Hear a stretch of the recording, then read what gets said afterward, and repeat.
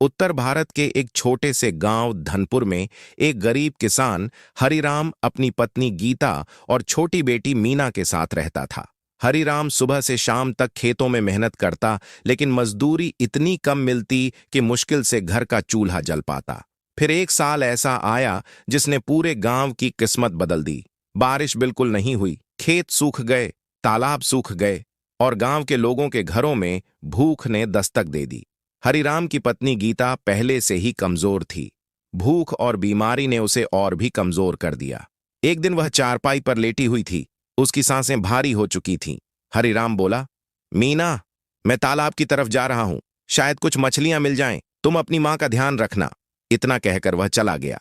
अंदर चारपाई पर लेटी गीता अपनी बेटी को देख रही थी। उसकी आंखों में डर था। वह सोच रही थी, मेरे बाद मेरी बच्ची का क्या होगा। उसने मीना को पास बुलाया, उसे सीने से लगाने की कोशिश की, लेकिन इससे पहले कि वह कुछ कह पाती, उसकी सांसें थम गईं। मीना चीख पड़ी, मां! पूरा घर सन्नाटे से भर गया। थोड़ी देर बाद जब हरिराम वापस लौटा और उसने यह दृश्य देखा, तो उसकी दुनिया ही उजड़ गई। वह पत्नी के शव के पास बैठकर फूट फूट कर रोने लगा। गांव वाले इकट्ठा हो गए, सब उसे समझाने लगे, लेकिन उस दिन के बाद हरिराम जैसे अंदर से टूट गया। समय धीरे धीरे आगे बढ़ता गया। दिन महीने बने, महीने साल बने और देखते ही देखते 18 साल बीत गए। अब मीना जवान हो चुकी थी। वह बहुत मेहनती, शांत और संस्कारी लड़की थी, लेकिन घर की हालत पहले से भी ज्यादा खराब हो चुकी थी। हरिराम अब पहले जैसा काम नहीं कर पाता था। उसे हमेशा अपनी पत्नी की याद सताती रहती। तब एक दिन मीना ने फैसला किया, अब घर चलाने की जिम्मेदारी मुझे उठानी होगी। लेकिन उसे नहीं पता था कि उसकी जिंदगी में जल्द ही ऐसा मोड़ आने वाला है जो पूरे गांव को चौंका देगा। और उसकी शादी एक इंसान से नहीं, बल्कि एक तोते से होने वाली थी। अगले ही दिन सुबह मीना जल्दी उठी। उसने अपने पिता के लिए थोड़ा सा दलिया बनाया और बोली, पिताजी, अब चिंता मत कीजिए, मैं भी काम करूंगी। हरिराम चौंक गया, नहीं बेटी, यह काम तुम्हारे बस का नहीं। लेकिन मीना जिद पर अड़ी रही। उस दिन वह जंगल की तरफ निकल गई। वहां उसने सूखी लकड़ियां काटी, पूरा दिन धूप में मेहनत की। शाम को वह लकड़ियां सिर पर रखकर बाजार पहुंची। व्यापारी ने कुछ पैसे दिए। उन्हीं पैसों से उसने थोड़ा आटा, सब्जी और चावल खरीदा। जब वह घर लौटी तो हरिराम की आंखों में आंसू थे। बेटी, मुझे माफ कर देना, मैं तुम्हें यह जिंदगी देने के लायक भी नहीं रहा। मीना मुस्कुराई, पिताजी, आप मेरे लिए सब कुछ हैं। धीरे धीरे यह रोज का काम बन गया। मीना हर दिन जंगल जाती, लकड़ियां काटती, बाजार में बेचती और घर चलाती। लेकिन गांव के लोग अक्सर ताने मारते, किसान की बेटी होकर मजदूरी करती है। मीना सब सह लेती। एक शाम हरिराम बहुत देर तक चुप बैठा रहा, फिर बोला, बेटी, अब तुम्हारी शादी हो जानी चाहिए। यह सुनकर मीना चौंक गई। मैं आपको छोड़कर कहीं नहीं जाऊंगी। लेकिन हरिराम की चिंता अलग थी। अगर मुझे कुछ हो गया तो तुम्हारा क्या होगा? इसी सोच में कुछ दिन गुजर गए। फिर एक दिन गांव के जमींदार ठाकुर रणवीर सिंह हरिराम के पास आए। उन्होंने कहा, सुना है आपकी बेटी शादी लायक हो गई है। मैं अपने बेटे रमेश के लिए रिश्ता लेकर आया हूं। हरिराम की आंखें चमक उठीं। इतने बड़े घर से रिश्ता, उसे लगा जैसे भगवान ने उसकी सुन ली। लेकिन उसे नहीं पता था कि यह रिश्ता उसकी बेटी की जिंदगी को एक भयानक रहस्य में बदल देगा। शाम को हरिराम खुश होकर घर लौटा। मीना ने तुरंत पूछ लिया, आज आप इतने खुश क्यों हैं? हरिराम बोला, बेटी, तुम्हारे लिए बहुत बड़ा रिश्ता आया है। मीना का चेहरा उतर गया। मैं शादी नहीं करना चाहती पिताजी। लेकिन हरिराम ने समझाया, रमेश बहुत अच्छे घर का लड़का है। मीना सोच में पड़ गई। वह जानती थी कि उसके पिता उसकी भलाई ही चाहते हैं। काफी देर तक चुप रहने के बाद उसने धीरे से कहा, अगर इससे आपको खुशी मिलती है तो मैं तैयार हूं। कुछ ही दिनों में शादी की तैयारी शुरू हो गई। गांव में खुशी का माहौल था। लोग कह रहे थे, देखो गरीब किसान की बेटी कितने बड़े घर में जा रही है। लेकिन उसी गांव के बाहर एक घने जंगल में एक बूढ़ी औरत आग के सामने बैठी थी। उसकी आंखों में अजीब चमक थी। वह धीरे धीरे हंस रही थी। आखिर वह दिन आ ही गया। उसके पास एक लड़की खड़ी थी। मां, क्या सच में वह श्राप पूरा होगा? बूढ़ी औरत बोली, हां, जिस दिन उस लड़के की शादी होगी वह इंसान नहीं रहेगा, वह एक तोता बन जाएगा। और वह जोर जोर से हंसने लगी। आखिर वह दिन आ ही गया जिसका इंतजार पूरे गांव को था। सुबह से ही किसान हरिराम के छोटे से घर में चहल पहल शुरू हो गई थी। पड़ोस की औरतें आकर मीना को तैयार करा रही थीं। किसी ने उसके बाल संवार दिए, किसी ने हाथों में मेहंदी लगा दी और किसी ने उसके माथे पर सुंदर सा बिंदी सजा दिया। लेकिन इन सब के बीच मीना के चेहरे पर खुशी कम और चिंता ज्यादा थी। एक पड़ोसन ने मुस्कुराकर पूछा, क्या हुआ बेटी, आज तो तुम्हारी शादी है, फिर इतनी उदासी क्यों? मीना कुछ बोल नहीं पाई। उसी समय हरिराम अंदर आया। उसने अपनी बेटी को दुल्हन के रूप में देखा तो उसकी आंखें भर आईं। वह बोला, मेरी बच्ची, आज से तुम्हारी नई जिंदगी शुरू होने वाली है, हमेशा अपने पति का साथ निभाना। मीना ने धीरे से सिर हिला दिया। कुछ देर बाद ढोल नगाड़ों की आवाज सुनाई दी। बारात आ चुकी थी। पूरा गांव दूल्हे को देखने के लिए इकट्ठा हो गया। दूल्हा रमेश घोड़ी पर बैठा हुआ था। वह देखने में बेहद सुंदर और सजीला युवक था। सब लोग कह रहे थे, कितना भाग्यशाली है किसान, उसकी बेटी इतनी अच्छे घर में जा रही है। कुछ ही देर में बारात घर के आंगन में पहुंच गई। मंडप सजाया गया। पंडित जी ने शादी की रस्में शुरू कर दी। मीन और रमेश मंडप में बैठे।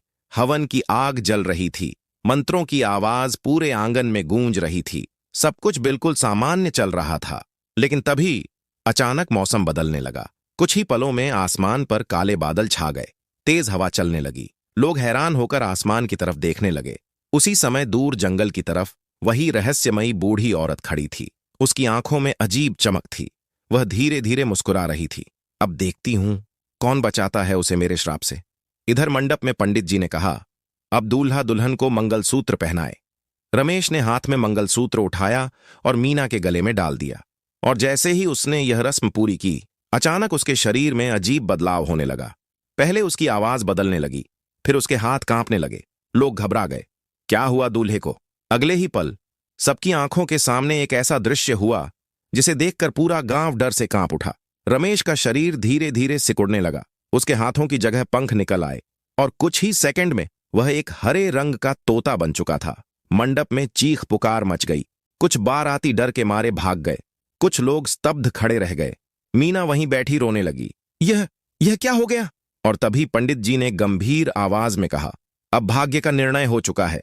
जिसने तुम्हें मंगलसूत्र पहनाया वही अब तुम्हारा पति है। मीना के सामने अब एक ही सच था, उसका पति अब एक तोता बन चुका था। लेकिन असली सवाल अभी बाकी था, आखिर ऐसा श्राप किसने दिया था और क्यों? शादी के मंडप में जो हुआ था उसकी चर्चा पूरे गांव में आग की तरह फैल गई। लोग अब भी हैरान थे। किसी इंसान का अचानक तोता बन जाना, यह कैसे हो सकता है? लेकिन अब जो होना था वह हो चुका था। पंडित जी ने साफ शब्दों में कहा, शादी की रस्म पूरी हो चुकी है, मंगलसूत्र पहनाया जा चुका है, इसलिए यह तोता ही अब मीना का पति माना जाएगा। यह सुनकर हरिराम का दिल टूट गया। लेकिन समाज की परंपराओं के सामने वह कुछ भी नहीं कर सकता था। आखिरकार भारी मन से उसने अपनी बेटी को विदा कर दिया। मीना ने अपने पिता के पैर छुए। उसकी आंखों से आंसू रुक ही नहीं रहे थे। हरिराम ने कांपती आवाज में कहा, बेटी, चाहे जो हो जाए, अपने पति का साथ मत छोड़ना। मीना ने सिर झुका लिया। कुछ ही देर बाद वह अपने हाथों में उस तोते को लेकर अपने ससुराल की ओर चल पड़ी। जब वह ठाकुर रणवीर सिंह के घर पहुंची तो वहां सब लोग दूल्हे का इंतजार कर रहे थे। दरवाजे पर खड़ी रमेश की मां ने पूछा, बहू, तुम अकेली क्यों आई हो? मेरा बेटा कहाँ है? मीना की आंखों से फिर आंसू निकल आए। उसने धीरे से अपने हाथ में पकड़े तोते की तरफ इशारा किया। यही आपके बेटे हैं। सभी लोग हैरान रह गए। क्या बकवास कर रही हो? तब मीना ने शादी में हुई पूरी घटना सबको बता दी। कुछ देर के लिए पूरा घर बिल्कुल शांत हो गया। फिर अचानक रमेश की मां जोर से चिल्लाई, मनहूस लड़की, तेरी वजह से मेरे बेटे की यह हालत हुई है। घर के बाकी लोग भी मीना को घूरने लगे। एक रिश्तेदार बोला, जरूर इसने ही कोई जादू टोना किया होगा। दूसरा बोला, ऐसी अपशकुनी लड़की को घर में रखना ही गलत है। बेचारी मीना चुपचाप खड़ी सब सुनती रही। उसके पास सफाई देने के लिए कोई शब्द नहीं थे। उस रात उसे घर के एक छोटे से कमरे में रहने को दिया गया। अब उसकी जिंदगी बिल्कुल बदल चुकी थी। सुबह से रात तक उसे सारे घर का काम करना पड़ता, बर्तन धोना, पानी भरना, झाड़ू लगाना, और लोग उसे नाम से नहीं पुकारते थे। सब उसे कहते, ए तोते की बीवी, जरा इधर आ। ये सुनकर हर बार मीना प्लस का दिल टूट जाता। गांव के लोग भी उसका मजाक उड़ाते। जब भी वह कुएं पर पानी भरने जाती, औरतें ताने मारतीं, देखो वही लड़की जिसने अपने पति को तोता बना दिया। इन बातों को सुन सुनकर मीना अंदर से टूटने लगी। लेकिन एक चीज थी जिसने उसे अभी तक संभाल रखा था, वह था उस तोते के लिए उसका सच्चा प्यार। वह हर दिन उससे बातें करती, उसे खाना खिलाती, उसका ख्याल रखती और दिल ही दिल में भगवान से प्रार्थना करती, हे भोलेनाथ, अगर मैंने कोई गलती नहीं की तो एक दिन जरूर न्याय कीजिए। लेकिन उसे क्या पता था, उसकी यह प्रार्थना बहुत जल्द सुन ली जाने वाली थी। दिन बीतते गए। धीरे धीरे महीनों ने साल का रूप ले लिया और देखते ही देखते 3 साल गुजर गए। इन 3 सालों में मीना की जिंदगी पूरी तरह बदल चुकी थी। घर में लोग अब भी उसे सम्मान नहीं देते थे। सास जब भी पुकारती तो कहती, ए तोते की बीवी, जल्दी आ और बर्तन साफ कर। गांव वाले भी उसका मजाक उड़ाते। कुएं पर पानी भरते समय औरतें ताने मारतीं, देखो वही मनहूस लड़की जिसकी शादी के दिन ही उसका पति तोता बन गया।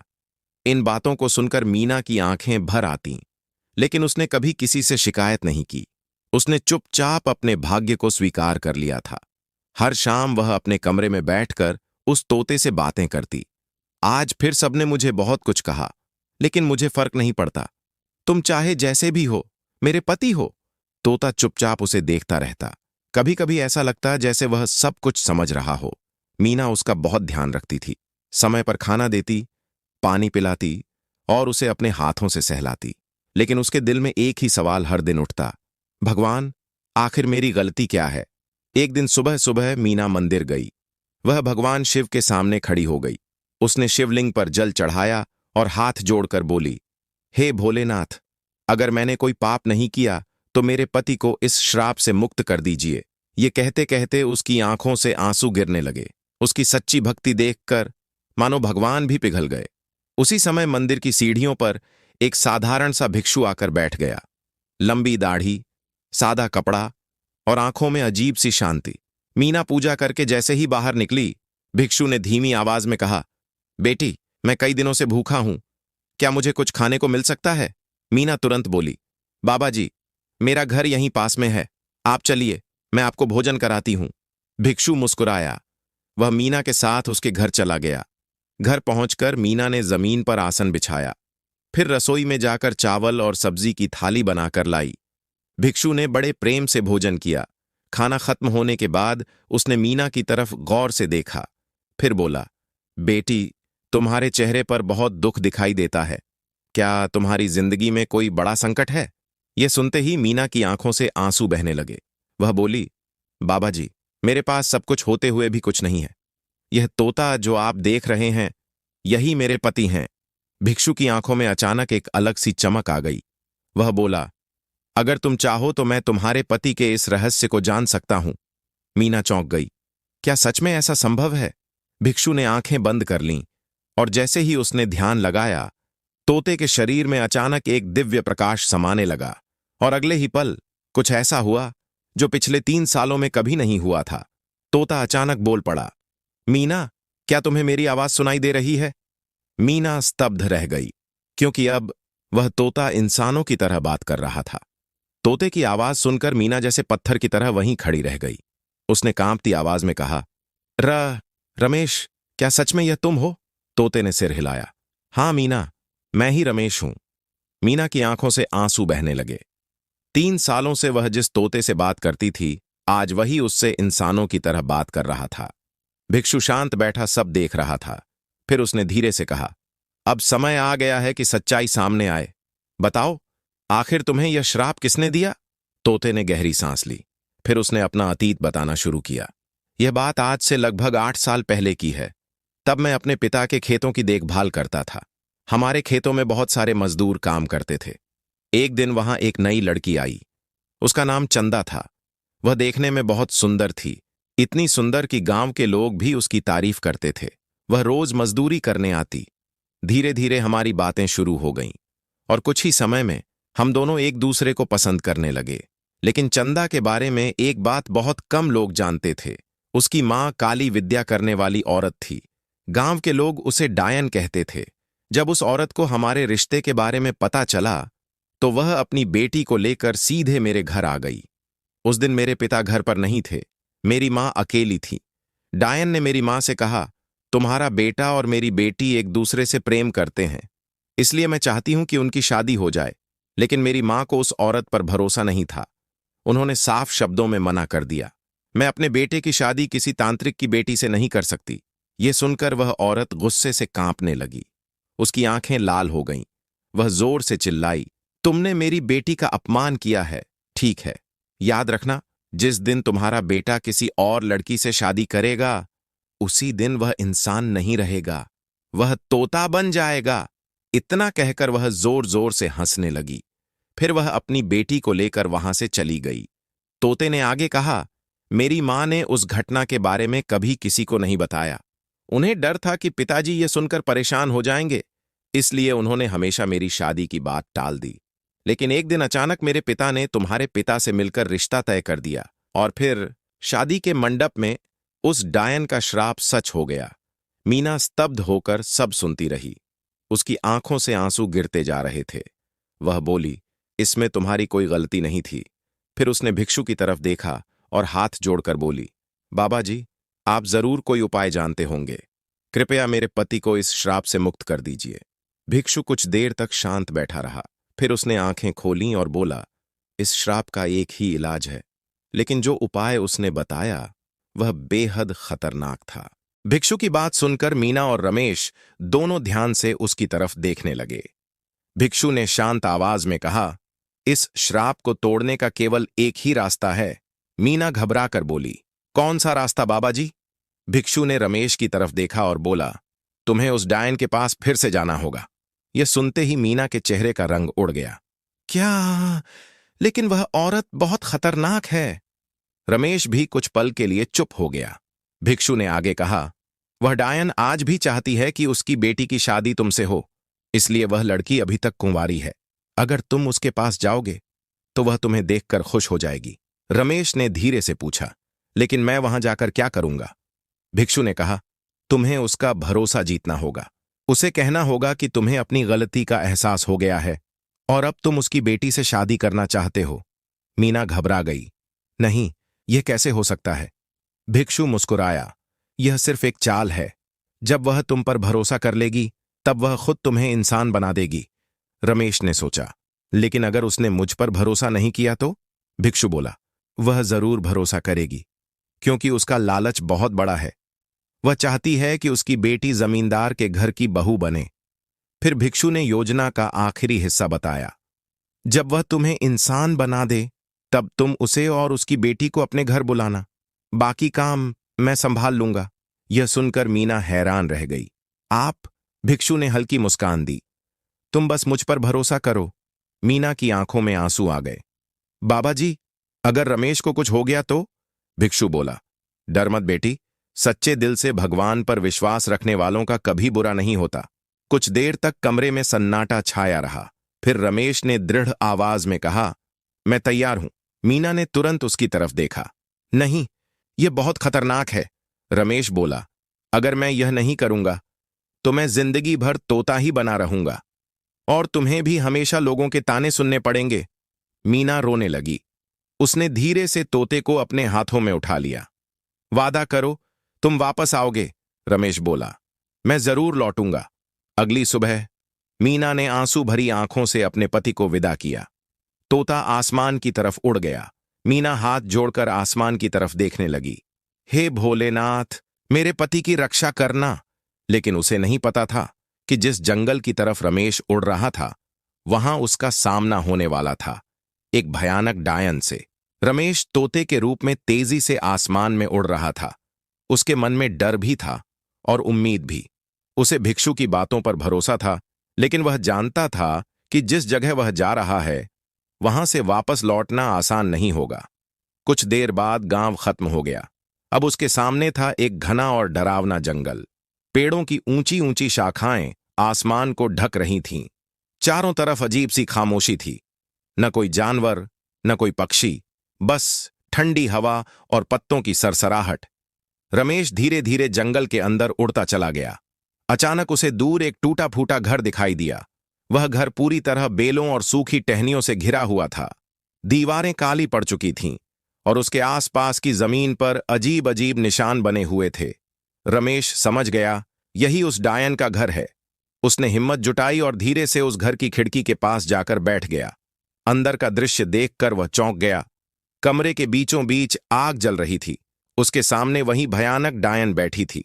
उसके बाल बिखरे हुए थे, आंखें लाल चमक रही थीं, और वह अपने हाथों में एक अजीब सी गुड़िया लेकर कुछ मंत्र पढ़ रही थी। अचानक वह जोर जोर से हंसने लगी।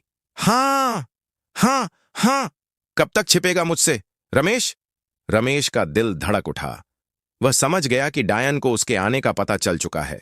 कुछ ही पल बाद वह डायन दरवाजे की तरफ मुड़ी। उसकी नजर सीधे खिड़की पर बैठी उस तोते पर पड़ी। वह मुस्कुराने लगी। आओ रमेश, मुझे पता था एक दिन तुम जरूर मेरे पास लौटोगे। रमेश ने डर को छुपाते हुए कहा। मुझसे गलती हो गई थी। डायन की आंखें चमक उठीं। कैसी गलती? रमेश बोला। मुझे तुम्हारी बेटी से शादी कर लेनी चाहिए थी, लेकिन मैंने तुम्हारा अपमान किया। अब मुझे अपनी गलती का एहसास हो गया है। यह सुनकर डायन की हंसी और तेज हो गई। तो आखिर तोता बनकर तुम्हारी अक्ल ठिकाने आ ही गई।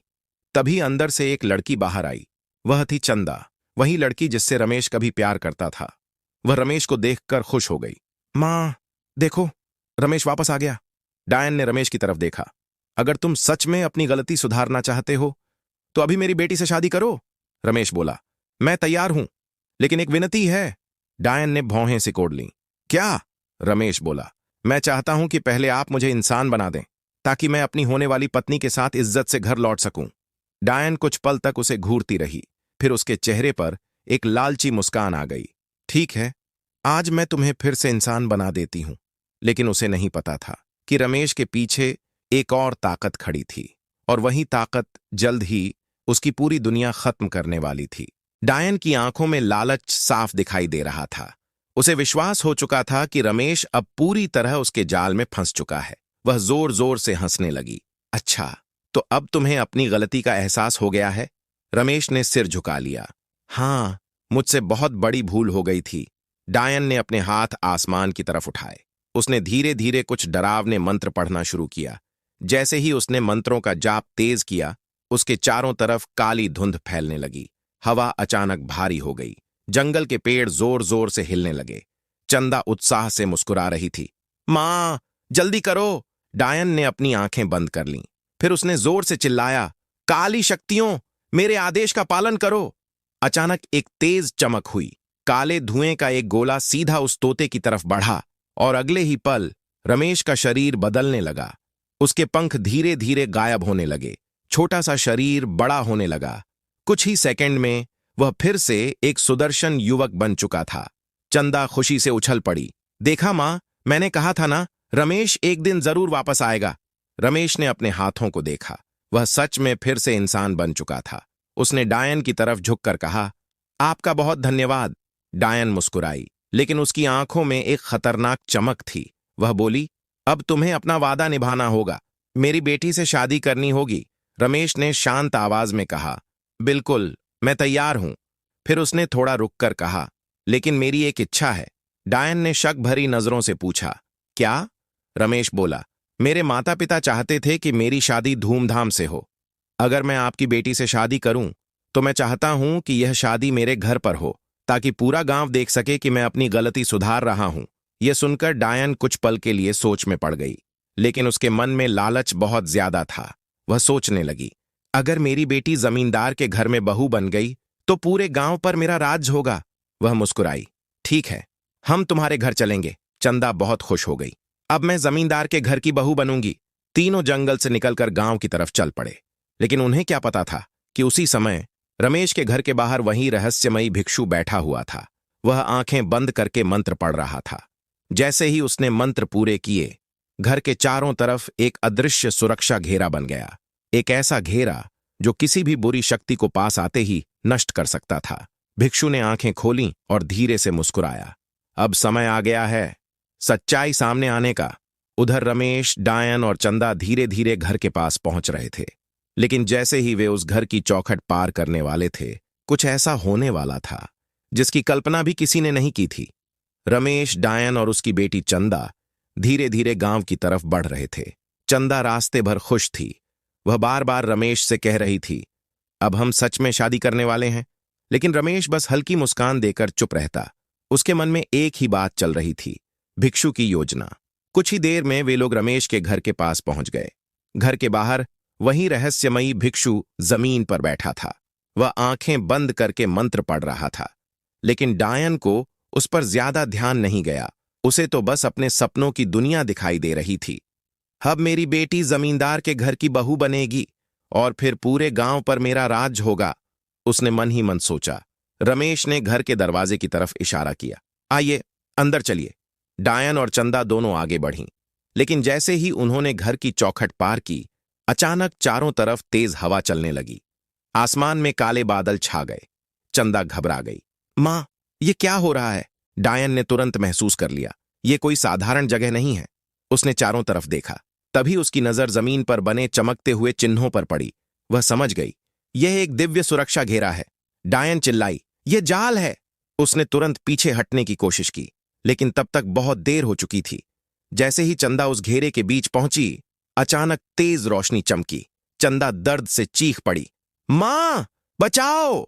डायन ने अपनी शक्तियों से उसे खींचने की कोशिश की, लेकिन उस घेराबंदी की ताकत बहुत ज्यादा थी। कुछ ही सेकंड में चंदा का शरीर जलने लगा और देखते ही देखते वह राख का ढेर बन गई।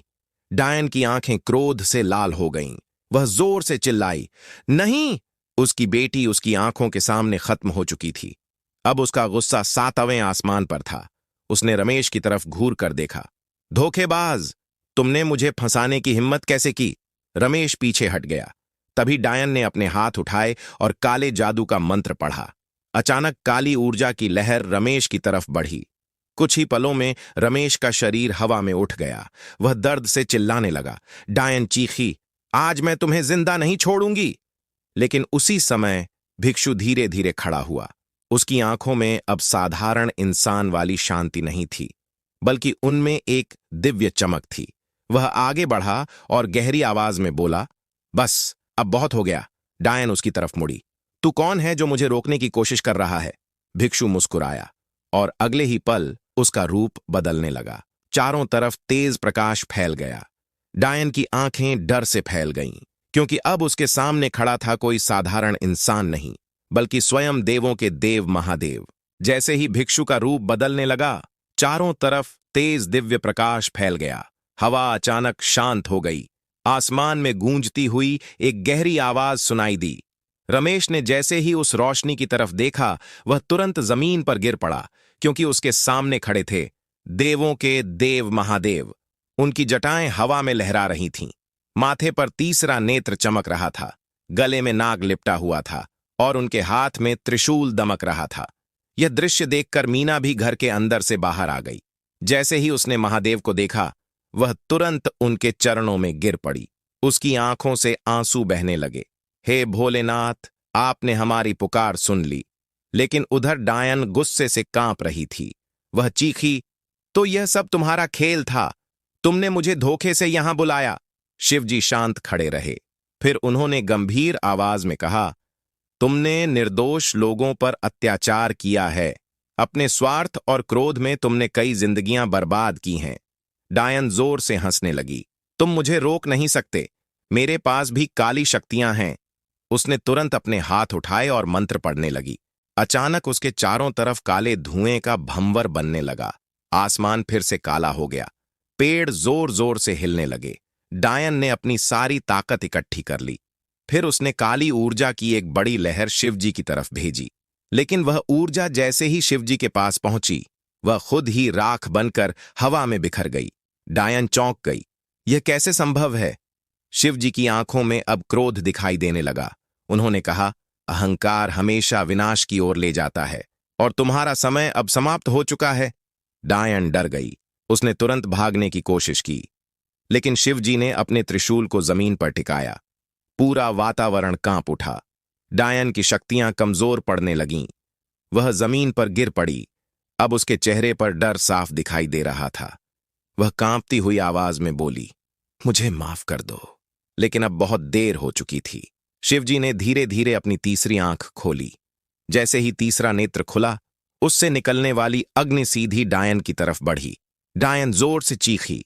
कुछ ही पलों में उसका पूरा शरीर जलने लगा और देखते ही देखते वह भी राख का ढेर बन गई। चारों तरफ अचानक शांति छा गई। अंधेरा खत्म हो गया। आसमान साफ हो गया। रमेश और मीना दोनों शिवजी के सामने हाथ जोड़कर खड़े थे, लेकिन अभी एक और चमत्कार होना बाकी था, क्योंकि शिवजी अब उनकी जिंदगी हमेशा के लिए बदलने वाले थे। डायन के राख में बदलते ही पूरे वातावरण में एक गहरी शांति छा गई। जो जंगल अभी कुछ देर पहले डर और अंधेरे से भरा हुआ था, अब वहां हल्की ठंडी हवा चल रही थी। आसमान भी साफ हो चुका था। रमेश और मीना दोनों हाथ जोड़कर भगवान शिव के सामने खड़े थे। उनकी आंखों में कृतज्ञता और राहत के आंसू थे। मीना धीरे से बोली, हे भोलेनाथ, अगर आप समय पर नहीं आते तो आज हमारा क्या होता, हम सोच भी नहीं सकते। रमेश भी भावुक होकर बोला, प्रभु, आपने हमें उस भयानक श्राप से मुक्त कर दिया। हम आपका यह उपकार कभी नहीं भूलेंगे। भगवान शिव ने शांत मुस्कान के साथ उनकी तरफ देखा। उन्होंने कहा, मीना, तुम्हारी सच्ची भक्ति और अपने पति के प्रति तुम्हारी निष्ठा ने मुझे यहां आने के लिए विवश कर दिया। तुमने 3 साल तक बिना किसी शिकायत के सब कुछ सहा। यही सच्चे प्रेम और धैर्य की पहचान है। मीना की आंखें फिर भर आईं। वह बोली, प्रभु, मैं तो बस अपने पति को बचाना चाहती थी। शिवजी ने रमेश की तरफ देखा, और तुम्हें भी अपने किए की गलती का एहसास हो चुका है। रमेश ने सिर झुका लिया। हाँ प्रभु, मैंने पहले अपने अहंकार में आकर कई गलतियां की। शिवजी बोले, मनुष्य की सबसे बड़ी ताकत उसका पश्चाताप और सुधार की इच्छा होती है। फिर उन्होंने अपना हाथ उठाया। एक दिव्य प्रकाश चारों तरफ फैल गया। उस प्रकाश ने रमेश और अनीता दोनों को घेर लिया। कुछ ही पलों में उनके चारों तरफ की सारी नकारात्मक ऊर्जा समाप्त हो गई। अब रमेश पूरी तरह उस श्राप से मुक्त हो चुका था। शिवजी ने आशीर्वाद देते हुए कहा, आज से तुम्हारी जिंदगी में कोई बाधा नहीं आएगी। तुम दोनों सदा सुखी रहोगे। फिर उन्होंने एक और वरदान दिया, तुम्हारे घर में कभी धन और अन्न की कमी नहीं होगी। यह सुनकर दोनों बहुत खुश हो गए। मीना बोली, प्रभु, आपने हमें नई जिंदगी दे दी। शिवजी मुस्कुराए, लेकिन याद रखना, जीवन में कभी भी किसी के साथ अन्याय मत करना। इतना कहकर भगवान शिव धीरे धीरे प्रकाश में विलीन होने लगे। कुछ ही पलों में वह वहां से अंतर्धान हो गए। रमेश और मीना काफी देर तक उसी जगह खड़े रहे। उन्हें विश्वास ही नहीं हो रहा था कि अभी अभी उनके साथ क्या हुआ है। लेकिन अब एक नई सुबह उनकी जिंदगी का इंतजार कर रही थी। और जब अगले दिन गांव वालों को इस घटना के बारे में पता चला, तो पूरे गांव में एक ही चर्चा होने लगी, क्योंकि यह कहानी सिर्फ एक श्राप की नहीं थी, बल्कि सच्चे प्रेम और भक्ति की जीत की कहानी बन चुकी थी। अगली सुबह गांव में एक अजीब हलचल थी। लोग आपस में धीरे धीरे बातें कर रहे थे। सुना तुमने, कल रात ठाकुर के घर कुछ चमत्कार हुआ है। कहते हैं भगवान खुद प्रकट हुए थे। धीरे धीरे यह खबर पूरे गांव में फैल गई। लोग समूह बनाकर रमेश के घर की तरफ जाने लगे। उधर घर के आंगन में रमेश और मीना खड़े थे। अब रमेश बिल्कुल ठीक था, न तो कोई श्राप था और न ही कोई डर। कुछ ही देर में गांव वाले वहां पहुंच गए। सब लोग हैरानी से रमेश को देखने लगे। एक आदमी बोला, अरे ये तो सच में ठीक हो गया। दूसरा बोला, तो इसका मतलब वह लड़की मनहूस नहीं थी। ये सुनकर कुछ औरतों के चेहरे शर्म से झुक गए, क्योंकि वही लोग थे जिन्होंने सबसे ज्यादा मीना का मजाक उड़ाया था। कुएं पर ताने मारने वाली एक औरत आगे आई। वह धीरे से बोली, बेटी, हमें माफ कर देना, हमने तुम्हारे बारे में बहुत गलत बातें कही थीं। मीना ने शांत मुस्कान के साथ कहा, कोई बात नहीं, आप लोगों को सच पता नहीं था। उसी समय रमेश की मां भी वहां आ गई। वह मीना के सामने आकर खड़ी हो गई। कुछ पल तक वह चुप रही, फिर उसकी आंखों से आंसू निकल आए। बहू, मैंने भी तुम्हारे साथ बहुत बुरा व्यवहार किया। मैंने तुम्हें मनहूस कहा, तुम्हें अपमानित किया, लेकिन असली दोषी तुम नहीं थी। मीना तुरंत उनके पैर छूने झुक गई। मां जी, आप ऐसा मत कहिए। जो हुआ वह सब भाग्य था। रमेश के पिता ठाकुर रणवीर सिंह भी भावुक हो गए। उन्होंने पूरे गांव की तरफ देखकर कहा, आज से यह बात हमेशा याद रखना, कभी भी बिना सच्चाई जाने किसी पर आरोप नहीं लगाना चाहिए। गांव वाले चुपचाप उनकी बात सुनते रहे। अब सभी के दिल में मीना के लिए सम्मान था। जो लड़की कभी तानों का शिकार थी, आज वही पूरे गांव के लिए साहस और धैर्य की मिसाल बन चुकी थी। धीरे धीरे लोग अपने घर लौटने लगे। लेकिन उस दिन के बाद गांव में एक चीज हमेशा के लिए बदल गई। अब कोई भी मीना का मजाक नहीं उड़ाता था, बल्कि लोग उसे देखकर कहते, यह वही लड़की है जिसकी भक्ति ने भगवान को भी धरती पर आने के लिए मजबूर कर दिया। रमेश और मीना दोनों आंगन में खड़े एक दूसरे को देख रहे थे। उनके जीवन के सारे दुख जैसे खत्म हो चुके थे, लेकिन उनकी कहानी अभी पूरी तरह खत्म नहीं हुई थी, क्योंकि आने वाले समय में उनकी जिंदगी पूरे गांव के लिए एक नई शुरुआत बनने वाली थी। समय धीरे धीरे आगे बढ़ने लगा। डायन का अंत हो चुका था और रमेश अब पूरी तरह उस श्राप से मुक्त हो गया था। गांव में भी अब सब कुछ पहले जैसा सामान्य होने लगा। लेकिन एक चीज हमेशा के लिए बदल चुकी थी, लोगों की सोच। जो लोग कभी मीना का मजाक उड़ाते थे, वही लोग अब उसकी इज्जत करने लगे थे। कुएं पर वही औरतें जो उसे मनहूस कहती थीं, अब उससे प्यार से बात करतीं। गांव के बुजुर्ग अक्सर कहते, यह लड़की साधारण नहीं है, इसकी सच्ची भक्ति ने भगवान को धरती पर आने पर मजबूर कर दिया। रमेश के माता पिता भी अब मीना को अपनी बेटी की तरह मानने लगे थे। रमेश की मां अक्सर भावुक होकर कहती, अगर तू हमारे घर नहीं आती तो शायद हमारा बेटा कभी वापस इंसान नहीं बन पाता। धीरे धीरे रमेश ने अपने पिता के साथ खेतों का काम संभालना शुरू कर दिया। वह अब पहले से ज्यादा मेहनत करने लगा। उसे लगता था कि भगवान ने उसे दूसरी जिंदगी दी है और वह उस जिंदगी को सही तरीके से जीना चाहता था। मीना भी घर को बहुत अच्छे से संभालने लगी। उसकी मेहनत और समझदारी से घर की हालत धीरे धीरे सुधरने लगी। कुछ ही महीनों में खेतों में अच्छी फसल होने लगी। अनाज के भंडार भरने लगे। लोग कहते, यह सब भगवान शिव के आशीर्वाद का असर है। एक दिन शाम को रमेश और मीना खेत के पास खड़े सूरज डूबते हुए देख रहे थे। रमेश मुस्कुराकर बोला, अगर उस दिन तुम मेरा साथ छोड़ देती तो शायद आज मैं यहां खड़ा भी नहीं होता। मीना ने हल्की मुस्कान के साथ कहा, पति पत्नी का रिश्ता सिर्फ सुख में साथ रहने का नहीं होता, बल्कि मुश्किल समय में भी एक दूसरे का हाथ थामे रखने का होता है। रमेश ने उसका हाथ पकड़ लिया। दोनों की आंखों में अब सुकून था। उनकी जिंदगी में जो तूफान आया था, वह अब एक कहानी बन चुका था।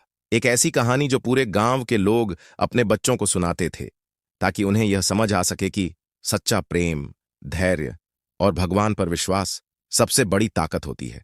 और इस तरह एक लड़की की कहानी, जिसकी शादी एक तोते से हुई थी, वह कहानी बन गई भक्ति, प्रेम और न्याय की जीत की कहानी।